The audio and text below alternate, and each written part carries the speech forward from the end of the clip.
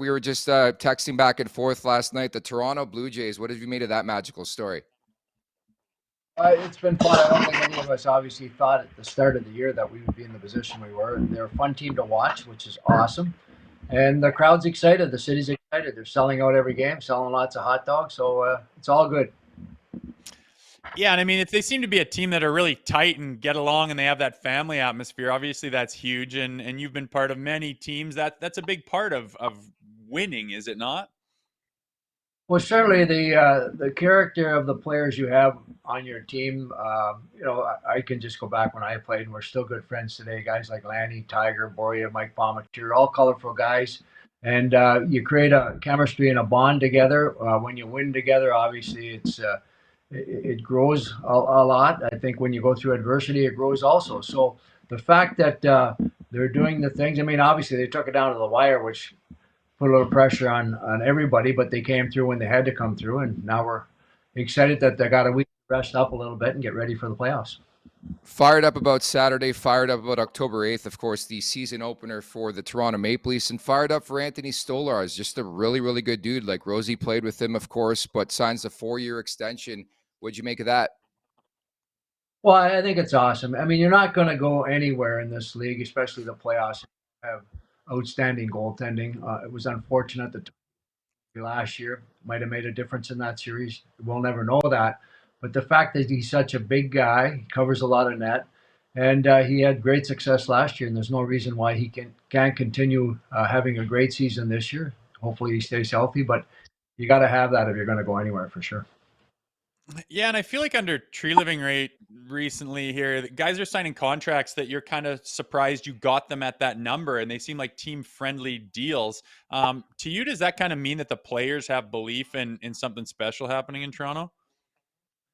Well, I think that has to be part of the equation. Obviously, with the salary cap, we're not sure how much it's going to go up next year, but you take Florida Panthers as an example. The guys that they maintained and kept and gave a little bit back, knowing that they wanted to maybe have a shot at winning a cup, another cup.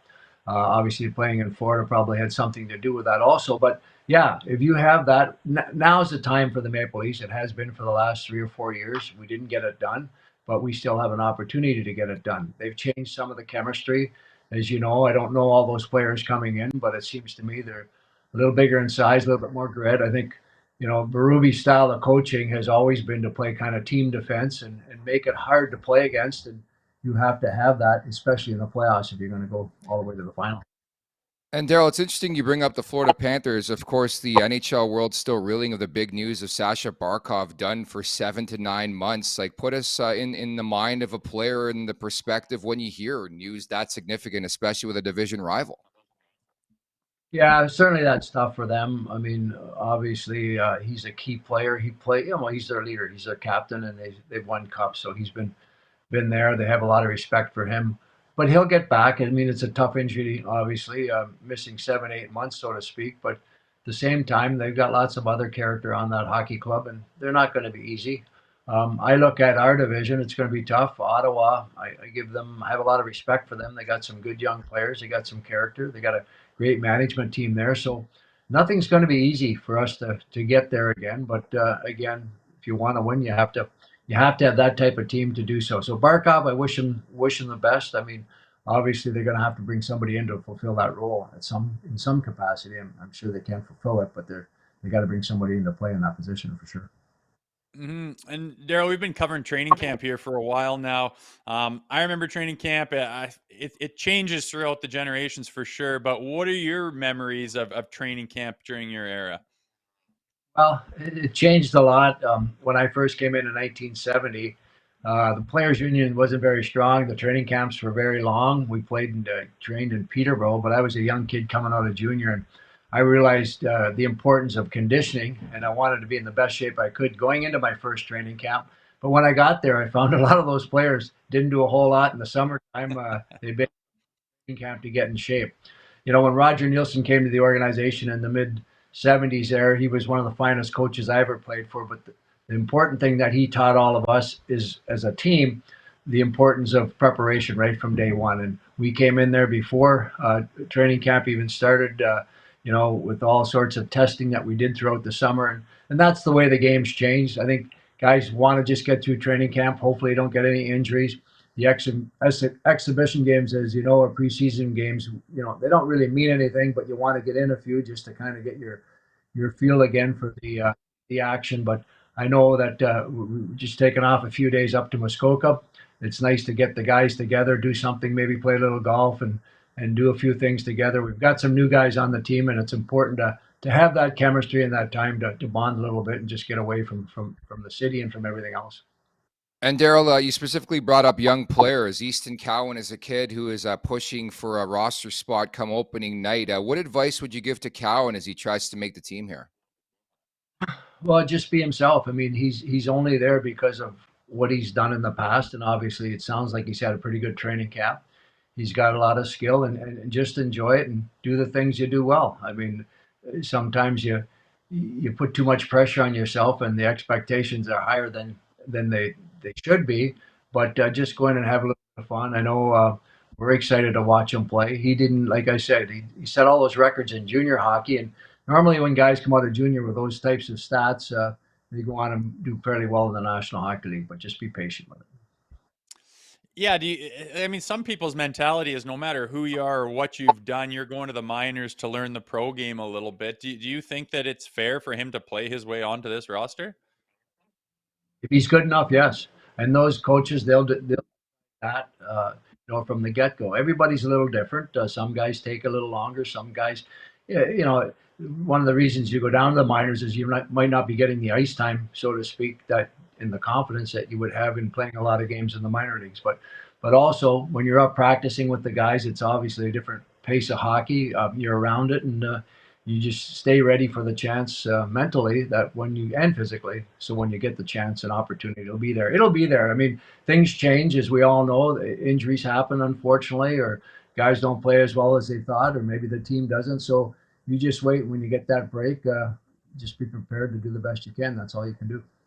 And on top of that, it is the Toronto market. And as you know, the last several months since losing to Florida in Game 7, big topic of conversation has been the media scrutiny. Do you think it's fair? What's your take on all that?